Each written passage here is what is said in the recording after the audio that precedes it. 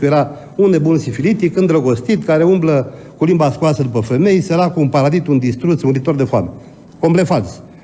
Creangă nota că Eminescu purta pistol, nu știa Creangă de ce purta pistol, dar avea motivele sale să poarte pistol.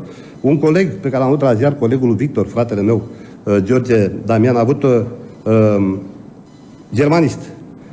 A retradus depeșele baronului von Meyer, care era ministru plenipotențiar al Imperiului aici, în care rezulta că Eminescu l-a urmărit non-stop de cel puțin 8 agenți, unul dintre ei fiind chiar Caragiale, care neavând aparat foto, săracul transcria de mână și dădea la poliție note despre Eminescu. Mai pe scurt, săracul Eminescu, ca jurnalist, era înconjurat în întregime. Deci era, ceea ce ar spune acum seriu, pachet informativ complet. Era într-un cub închis, nu exista persoană, nu exista moment al vieții sale care să nu fie registrat, transmis, comunicat. La rândul său, reprezentantul Imperiului transmitea notele mai departe și, desigur, primea, ceea ce n-am găsit noi până acum, ordinele. Ce facem cu el? Lichidați-l, terminați-l. Într-un final au ajuns la concluzia că trebuie lichidat, l-au terminat. Eu, ca jurnalist, întreaga mea viață s-a învârtit în jurul jurnalistului Eminescu. Prima mea publicație în anii 90, după ce s-a terminat măcirul din Piața Universității, când eram încă o capătre sparte, s-a chemat Mișcarea și avea pe frontispici, unei așa, efigia lui Eminescu și celebrul său articol să facem un congres. Din păcate, un congres al românității nu s-a făcut până acum. Ca dovadă, România este mai fragmentată astăzi ca niciodată, poate și din cauza că nu există o conștiință și o putere ca un magnet, ca Eminescu în presa românească. Din păcate, mai toată presa românească este controlată de diferite grupuri care aparțin unor aripi ale securității sau unor aripi ale serviciilor străine, jurnaliști autentici care să-i dedice viața, cum a făcut-o Eminescu, informării publicului, României și așa mai departe, nu prea mai există. Din acest motiv, cred că, nemai existând voci civice și voci publice importante, întreaga societate românească are de suferit. Deci, marasmul în care ne aflăm acum, să ajungem în acest an să vedem cum o instituție a statului român, cum este CNCD-ul, al cărui șef este secretar de stat, totuși, ministrul secretar de stat, să judece și să dea amenzi unui român pentru că citează din Eminescu, este un fapt cu totul scandalos. Noi ne aflăm aici și avem o operă fantastică, avem un academician, un profesor, avem un arhipăstor al acestei zone, care, iată, și-au permis, în răspăr cu acest timp odios, în răspăr cu autoritățile pe care le vedem, ale statului ocupat și bolșevizat, au reușit să scoată această fabuloasă colecție la dispoziție. Sper să punem și noi mâna pe ea cumva, deoarece la cum arată, cred că sunt foarte scumpe. Ideea este că nici nu vă dați seama, eu, după atâția ani de zile în care am avut biblioteci întregi la dispoziție, pe vremuri să ai un astfel de manuscris, înainte de 89, era aproape penal. Aveai așa ceva, dădeai orice ca să pui gheara pe aceste documente pe care, iată, domnul profesor Constantin Barbu ni le pun la dispoziție. Cum să spun, avem o viață să le studiem. Partea proastă este că nu e suficient doar studiu, asta încerc să subliniez, ca jurnalist, politic și ca om care am văzut niște războaie absolut cumplite și mai ales care am văzut de la ce au plecat acele războaie.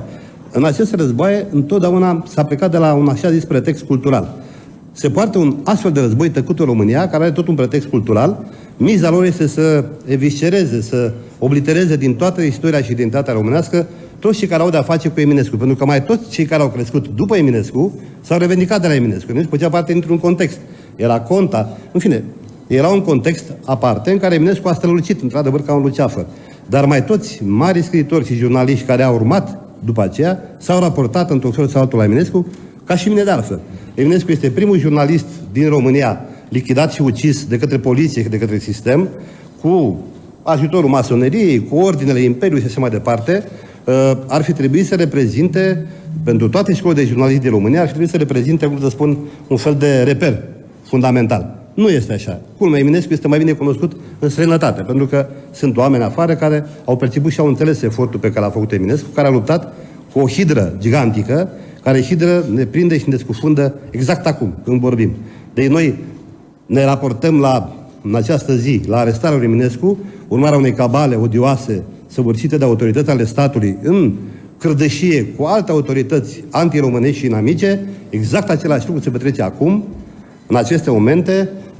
Chiar în transmisia sa, după cât am observat, este o țintă și de altfel și domnul profesor Constantin Barbu este o țintă. Sunt oameni care fac liste, pe aceste liste negre se află toți cei care într-un fel sau altul slujesc neamul românesc, identitatea și cultura românească. Să ne aflăm într-un război, asta vreau să spun. Probabil că este un stereotip pentru toți corespondenții de război, la un moment dat, să înceapă să vorbească în spațiile publice, civile, ca acesta, despre război. Nu pot să nu mă... Adică intru în acest stereotip, în acest clișeu, pentru că eu văd acest război că se desfășoară chiar în aceste timpuri, chiar dacă nu are morți și răniți și sânge pe stradă. În Iugoslavia a durat aproape 12 ani de zile. Ucidere multă, a plecat de la niște nenorociți de la London School of Economics, niște ochelariști, niște profesori, care au decretat că această țară artificială trebuie nimicită. Acei profesori nu au fost niciodată chemați în judecată. Zbigniew Brzezinski, care se dădea un mare savant și gânditor, face parte din această cabală a distrugerii Iugoslaviei.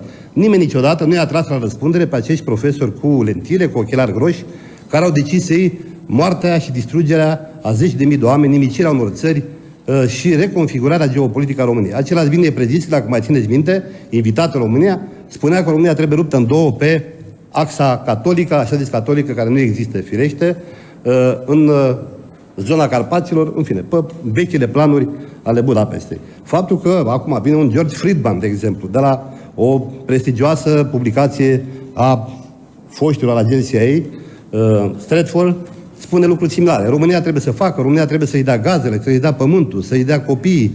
Cam asta ne se spune necontenit de către cei de afară. Cei de afară nu sunt prietenii noștri.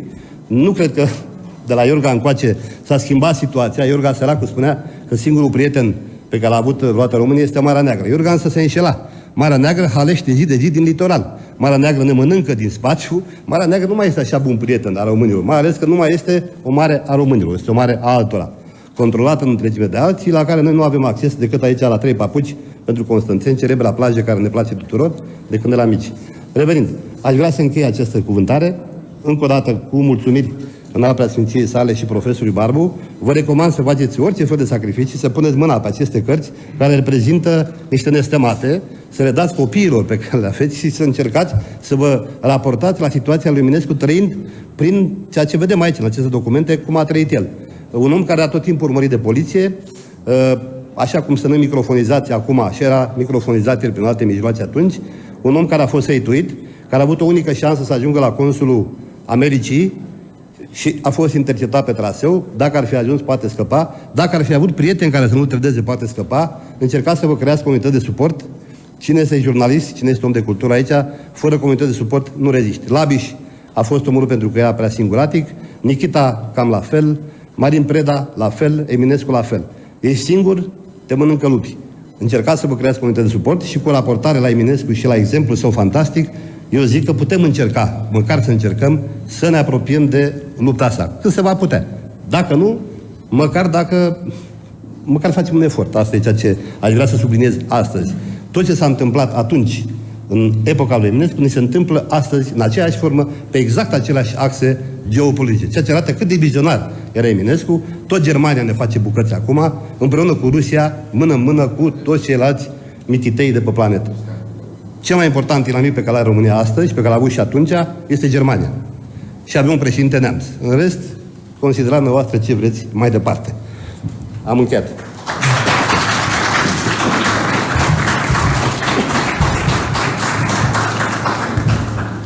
Mulțumim frumos pentru